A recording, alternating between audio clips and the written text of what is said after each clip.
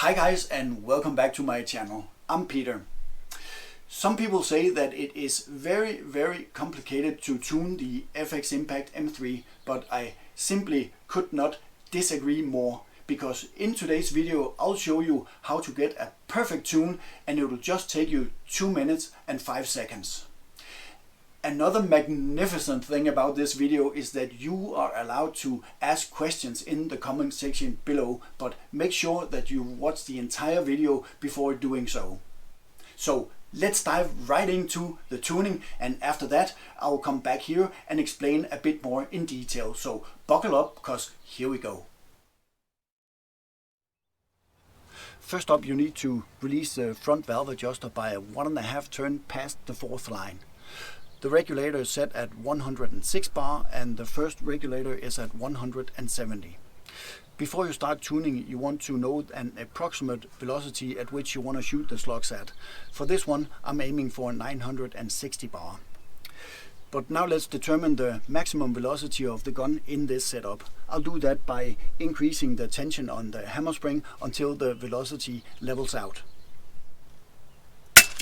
888. Very low, I'll increase by 3 clicks.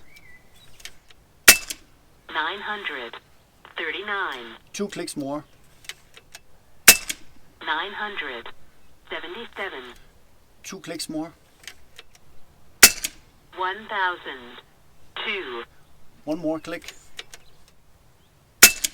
1007. 1 more click. 1016. 1 more click. 1016. So the maximum velocity in this setup is 1016 feet per second.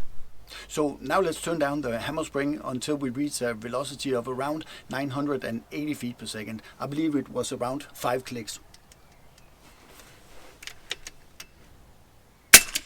977. That will do.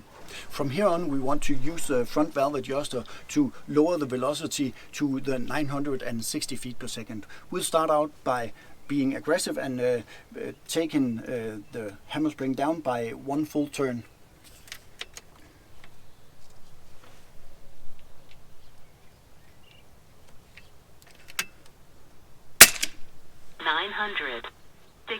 Well, you couldn't be, it couldn't have been more easy.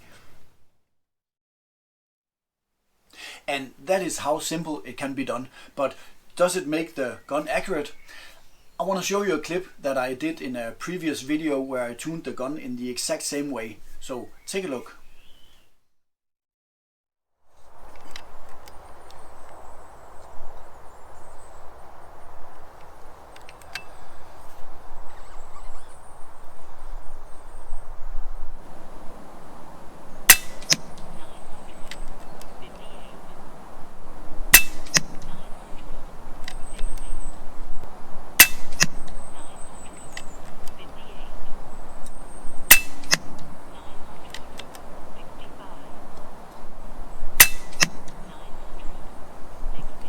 That is a very solid group, no doubt. But anyway, this is the group. Let me just film it here. Yeah, and I'm trying to measure it up here with one hand, and it is a, let's see, that's a 1.4 centimeter group at 100. I think that's very respectable. A 14 millimeter group, that is definitely up to my standards, but let me explain you the different steps that I went through in the tuning process. First, I started out by adjusting the front valve adjuster 1.5 turn past line number 4, and this is simply for the valve not to be restricted in any way. Next up, I'm talking about the difference between the first and the second stage regulator. In my gun, the difference is from 106 and up to 170 bar. This setting is not all that important, because as long as you are above, say 35 bar between the 2 regulators, you're fine, but your difference should not be much bigger than the one that I have here on mine.